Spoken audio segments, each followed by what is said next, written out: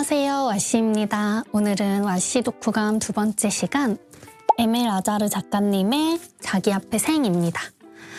이 책은 세계 3대 문학상 중에 하나인 곤쿠르상을 받을 정도로 유명한 책인데요. 나의 인생책이다 라고 추천하는 사람들이 많아서 읽어보게 됐어요. 읽으면서 마음이 굉장히 따뜻해졌다고 하더라고요. 근데 저는 이 책 처음 봤을 때 이름은 많이 들어서 익숙하지만 그 제목이 직관적이지 않았어요. 자기 앞에 생이라는 게 사실 좀 일상적으로 그런 이야기를 많이 쓰지 않다 보니까 여기 옆에 있는 이 프랑스어를 한번 찾아봤거든요. 쉽게 얘기하면 내가 앞으로 살아갈 인생이라는 뜻이라고 합니다. 줄여서 여생이라고도 하죠. 이 주인공 모모라는 아이가 앞으로 살아갈 인생에 대해서 적은 것이기도 하고, 이 책을 읽는 독자들이 앞으로 자신의 삶을 어떻게 살아가야 할지에 대해서 좀 고민해보게 하는 그런 책이라고 생각했습니다.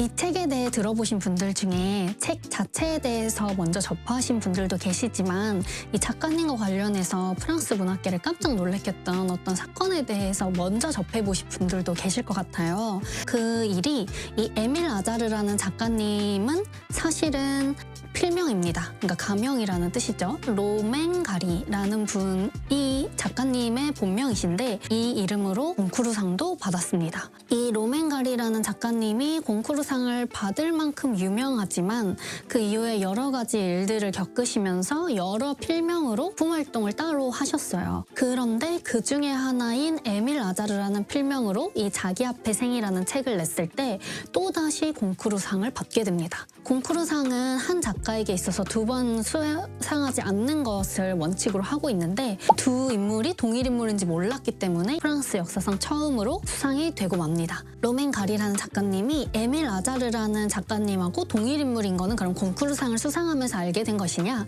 그것도 아니고요. 1980년에 이 로맹 가리 작가님이 권총 자살을 합니다. 그러면서 이제 유서로 남겨놓으신 것이 하나의 소책자 형태로 발행이 되는데요.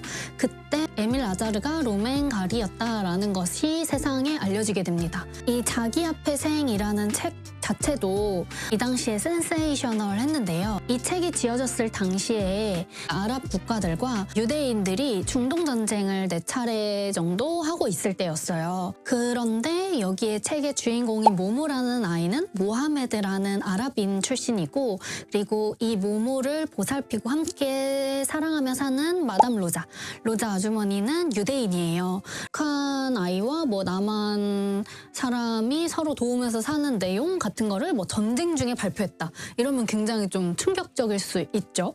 그리고 과감하다고 느낄 수 있고, 그런 책이 이 자기 앞에 생이었습니다. 실제로 이란에서는 이 자기 앞에 생이 꽤 오랜 기간 금서로 지정됐다가 풀렸다가 지정됐다가 풀렸다가 이런 거를 반복했던 걸로 제가 알고 있습니다. 그만큼 이 책 자체, 그리고 작가님의 일생 자체가 좀 문학계, 그리고 문학을 넘어서서 이 인류라고 하는 사람들에게 인류에는 무엇인가, 우리는 무엇을 생각해야 하는가 라는 질문들을 많이 던졌어요. 왜냐하면 이 책 자체의 주요 퀘스천도 할아버지, 사랑 없이 사람이 살 수 있나요? 라고 묻는 모모의 질문으로부터 시작해서 모모의 대답으로 끝나는 책이기 때문입니다. 모모라는 아이에 대해서 설명을 드리면서 이제 줄거리 부분으로 한번 넘어가 볼 건데요. 모모는 모하메드라는 이름을 가진 아이인데, 어리다 보니까 주변에서 모모라고 이렇게 별명으로 부르는 아이였어요.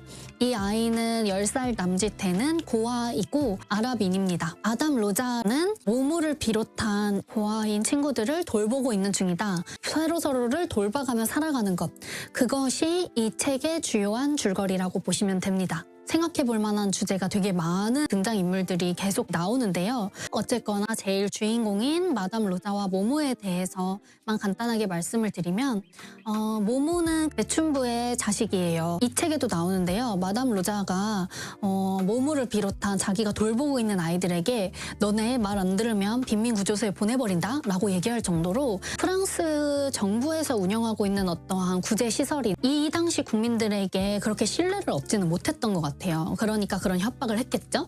마담 로자가 운영하고 있는 이 시설은 은밀한 집이라고도 불리는데요. 마담 로자가 데리고 있는 아이들은 다 매춘부의 자식들이고 이 당시에 법적으로 매춘부들이 부도덕적이라는 이유로 법적으로 아이를 기를 수 없게 되어 있었어요. 그렇다 보니까 양육권을 뺏기고 어떤 기관으로 보내지는 것을 무서워한 이 매춘부들이 이 은밀한 집이라고 불리는 마담 로자 같은 분들이 운영하고 있는 사설 시설로 아이들을 보냅니다. 엄마가 주말마다 와서 같이 놀아주기도 하고요. 그리고 양육비를 계속해서 보내기도 합니다. 그런데 어떤 친구들은 보내놓고 양육비가 뭐 두어 달 만에 끊기는 경우도 있고, 어떤 경우에는 양육비는 계속 오는데 그 어머니나 뭐 부모의 생사가 알 수 없는 경우들도 있습니다. 소식이 아무것도 오지 않아서요. 마담 로자는 폴란드 태생의 유대인인데 프랑스부터 해서 뭐 알제리를 비롯하여서 여러 곳에서 아주 어린 나이부터 먹고 살기 위해서 매춘의 일을 하게 됩니다.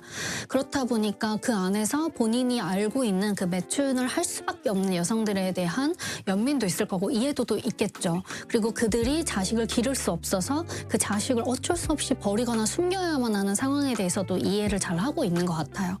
그래서 이 마담 로자는 양육비가 당연히 들어와야 하지만, 왜냐하면 생활비라는 게 필요하니까 아이들을 기르려면, 그렇지만 양육비가 중간에 끊긴 아이라 할지라도 어쨌거나 잘 데리고 살려고 노력하고, 그리고 상황이 되는 아이들은 입양을 보내기 위해서 최선을 다하는 그런 따뜻한 사람입니다. 이분도 뭐 매춘이라는 굉장히 힘든 과거들이 있었지만 사실 더 힘든 과거를 가지고 있어요.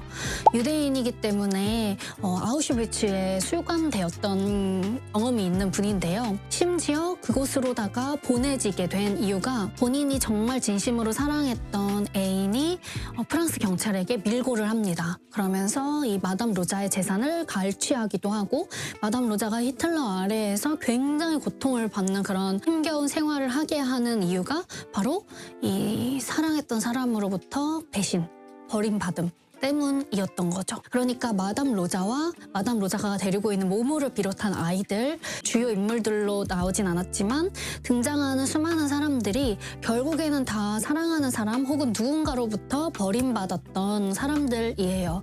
그런 사람들이 어떻게 인생을 살아가는지가 담아져 있는 게 이 책이고요. 이 책에서 계속 나오는 레미제라블은 아시다시피 이름 자체 뜻이 불쌍한 사람들이란 뜻이잖아요. 이 책에 등장하는 인물들, 사람들이 다들 프랑스 주류라고 보긴 어려워요. 유대인, 흑인, 아랍인, 뭐 외국인 노동자, 매춘부, 트랜스젠더 이런 사람들이 나오거든요. 그리고 이 사람들이 서로를 정말 최선을 다해서 길러냅니다. 어른은 아이를 양육하고 아이는 어른을 간호해요. 그러면서 로자 아주머니가 죽어가는 과정과 그리고 모모가 커가는 과정이 메인 줄기지만 정말 다양한 에피소드들이 잘 보입니다. 이 자기 앞에 생이 사람이 사랑 없이 살 수 있나 라는 질문으로 시작해서 모모가 사랑해야 한다 라고 하면서 끝나는 걸로 책이 마무리가 되거든요. 모모는 처음엔 할아버지, 그러니까 본인이 생각하기에 가장 지혜로울 것 같은 사람에게 물어봤지만 할아버지의 대답이 중요한 것이 아니라 이 모모가 실제로 자기의 삶을 살아봤을 때, 그리고 앞으로 살아갈 때 내가 사랑 없이는 살 수 없다 라는 것을 모모 이 어린아이는 알게 되었죠. 그러면서 이 책이 끝납니다. 우리에게 정말 너는 사랑 없이 살아온 적 있어? 아무의 도움도 받지 않고 살 수 있는 사람이 있다고 생각해? 라는 거를 정말 가장 힘들게 사는 사람의 눈으로, 그의 삶으로 묻고 있습니다. 사랑하지 않는다는 것은 살아있지 않다는 뜻이 될 수도 있다는 그런 생각을 이 책을 읽으면서 했습니다. 여러분들께 제가 이 책을 읽으면서 인상 깊었던 몇몇 장면들을 좀 읽어드리고 마무리를 할까 싶습니다. 제가 내용을 큰 줄거리와 감상평 위주로 말씀을 드리다 보니까 읽어드리는 부분들이 정확하게 어떠한 줄거리의 파트인지 파악하기 어려우실 수도 있어요. 그렇지만 이 단편적인 몇 문장만으로도 생각할 거리가 많기 때문에 들려드리는 거고, 이 전반적인 것에 대해서 조금 더 알고 싶으신 분들은 책을 직접 읽어보시는 거를 정말 강력하게 추천드립니다. 널 보니 우리 아들 생각이 나는구나. 방학이라서 엄마와 함께 니스 해변을 갔는데 내일 돌아오지. 녀석의 생일이거든. 생일 선물로 자전거를 사줄까 하는데 우리 아들 녀석하고 놀고 싶으면 우리 집에 오도록 해라. 그때 내가 어떤 기분이었는지는 모르겠다. 엄마도 아빠도 자전거도 없이 지낸 지 벌써 몇 년인데 이제 와서 이 작자가 나를 못 견디게 만들다니. 여러분들은 내 말을 이해할 것이다. 좋다. 안샬라, 신의 뜻대로. 하지만 이건 진심이 아니다. 단지 내가 훌륭한 회교도이기 때문에 이렇게 말하는 것뿐이다. 여하튼 그 사건이 내 감정을 건드렸고 나는 어떤 끔찍한 폭력적인 감정에 사로잡혔다. 그런 감정은 내 속에서 치밀어 오른 것이었고 그래서 더욱 위험했다. 발길로 엉덩이를 차인다든가 하는 밖으로부터의 폭력은 도망가 버리면 그만이다. 그러나 내 안에서 생기는 폭력은 피할 길이 없다. 그럴 때면 나는 무작정 뛰쳐나가 그대로 사라져버리고만 싶어진다. 마치 내 속에 다른 녀석이 살고 있는 것 같았다. 나는 그런 생각에서 벗어나기 위해 울부짖고 땅바닥에 뒹굴고 벽에 머리를 찧었다. 그러나 소용이 없었다. 그 녀석이 다리를 가지고 있는 건 아니니까. 아무도 마음속에 다리 따위를 가지고 있지는 않으니까. 그래도 이렇게 얘기하고 나니까 기분이 좀 나아진다. 그 녀석이 조금은 밖으로 나가버린 기분이다. 여러분은 내 말을 이해하는지. 아무튼 내가 나자빠져 있을 때 그 사람들은 가버렸고 로자 아줌마는 당장에 나를 카츠 선생님에게 데려갔다. 그녀는 파랗게 질려서 나에게 유전병이 있는 게 분명하고 자는 동안 자기를 칼로 찔러 죽일지도 모른다고 횡설수설했다. 로자 아줌마는 왜 항상 자는 동안 누가 자기를 죽일까봐 무서워했던 것일까? 마치 그 생각에 밤잠을 잘 이루지 못하는 것처럼 말이다. 선생님은 화가 머리끝까지 나서 아줌마에게 버럭 소리를 질렀다. 양처럼 순한 아이를 두고 그런 말을 하다니 부끄러운 줄 알라고. 그는 아줌마에게 서랍 안에 있던 신경안정제를 꺼내 처방해 주었고 우리는 나란히 손을 잡고 집으로 돌아왔다. 로자 아줌마는 아무것도 아닌 일로 호들갑을 떨고 나서 나한테 괜히 미안해하는 눈치였다. 하지만 그녀를 이해해야 한다. 왜냐하면 이제 목숨은 그녀에게 남아있는 전부였기 때문이다. 사람들은 무엇보다도 목숨을 소중히 생각한다. 하지만 세상에 있는 온갖 아름다운 것들을 생각해 볼 때 그건 참으로 우스운 일이다.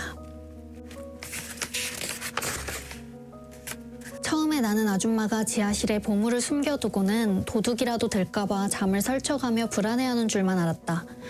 사실 내 꿈이 바로 아무도 모르는 곳에 보물을 숨겨두고 필요할 때만 찾아다 쓰는 것이었다. 보물이란 내가 가진 것 중 가장 좋은 것을 안전하게 잘 숨겨놓은 것일 테니까. 나는 로자 아줌마가 열쇠를 어디에 두는지 알아둔 다음 몰래 그곳으로 내려가 본 적이 있었다. 보물은 없었다.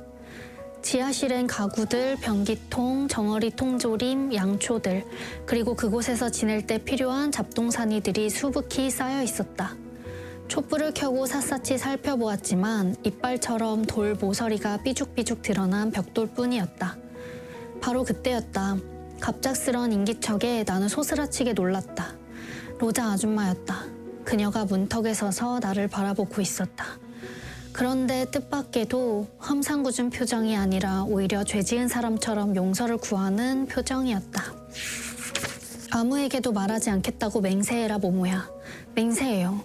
카이렘? 요태어로 맹세한다는 뜻이었다. 카이렘. 그리고 나서 아줌마는 마치 아주 먼 과거와 미래를 바라보는 듯 내 머리 위로 시선을 던진 채 중얼거렸다. 모모야, 그곳은 내 유태인 둥지야. 알았어요. 이해하겠니?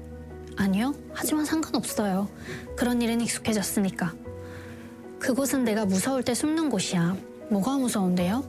무서워하는데 꼭 이유가 있어야 하는 건 아니란다. 나는 그 말을 결코 잊은 적이 없다. 왜냐하면 내가 지금까지 들어본 말 중에 가장 진실된 말이기 때문이다.